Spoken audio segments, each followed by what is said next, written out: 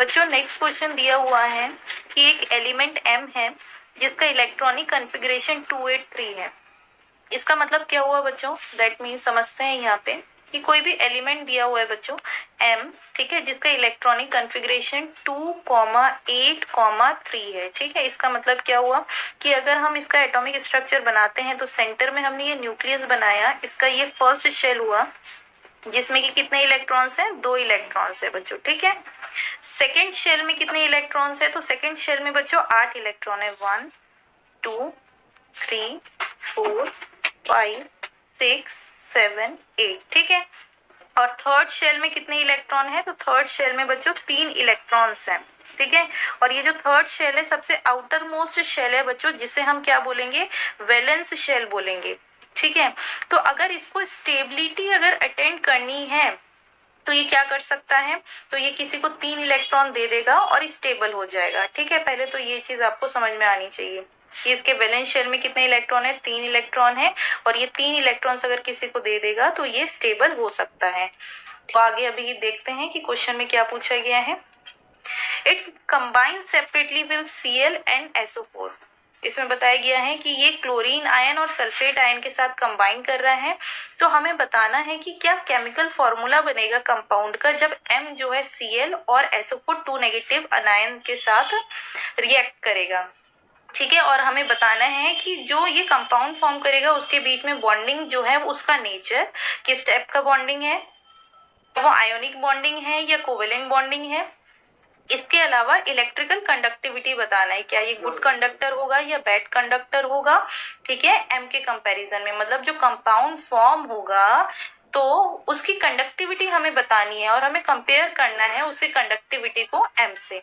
ठीक है, तो पहले हम देखते हैं कि किस तरीके से एम जो है रिएक्ट करता है Cl नेगेटिव और SO4 2 नेगेटिव से। बच्चों चलो यहाँ पे देखो बेटा, m जो है उसका वैलेंस शेल में कितना इलेक्ट्रॉन था? तो 3 इलेक्ट्रॉन था, जिसे वो अगर लूज करता है तो वो स्टेबल कॉन्फ़िगरेशन अटेंड कर लेगा।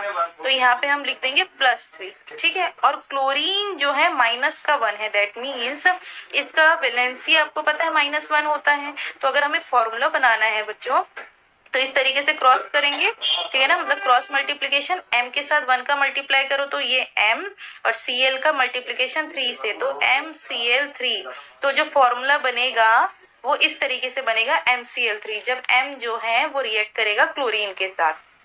ठीक है, क्योंकि बच्चों यहाँ पे ध्यान से देखना कि m और जो Cl है इन दोनों के बीच में शेयरिंग ऑफ इलेक्ट्रॉन नहीं हो रहा है। यहाँ पे एक लूज कर रहा है तो एक गेन कर रहा है। तो यहाँ पे नेचर ऑफ बॉन्डिंग भी पूछा गया था, तो यहाँ पे नेचर ऑफ बॉन्डिंग कैसा है? Ionic bonding. ठीक है, आयोनिक बॉन्डिंग फॉर्म कर रहे हैं MCl के साथ। ठीक है, वहीं अगर हम बात करते हैं बच्चों कि अगर M SO4 2 नेगेटिव के साथ अगर रिएक्ट करता है तो क्या कंपाउंड बनाएगा। तो M का वैलेंसी मैंने अभी बताया +3, SO4 का बच्चे अभी SO4 2 नेगेटिव था तो वैलेंसी क्या होगा? -2। क्रॉस मल्टीप्लीकेशन करो, M के साथ क्या आ जाएगा? 2, और SO4 के साथ क्या आ जाएगा? 3। ठीक है, तो ये कंपाउंड बनेगा। ठीक है, ये कंपाउंड बनके रेडी। यहाँ पे भी जो बॉन्डिंग है वो कौन सी बॉन्डिंग होगी बच्चों? आयनिक बॉन्डिंग होगी। ठीक है, तो ये चीज आपको याद रखनी है। तो हमने फॉर्मूले बना लिए, मतलब कंपाउंड जो हमें बनाना था वो हमने बना लिया, बॉन्डिंग कैसी है वो भी हमने बता दिया। अब तीसरा देखो बच्चों क्या पूछा गया था? कंडक्टिविटी पूछा गया था। तो हमने देखो जो कंपाउंड बनाए वो क्या था? एक तो MCl3 था बच्चों और दूसरा था M2SO4 का होल थ्राइस।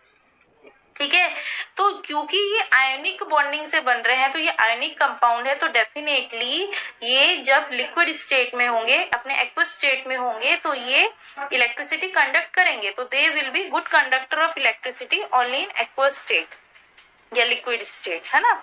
लेकिन सॉलिड स्टेट में ये कंडक्टिव नहीं होंगे।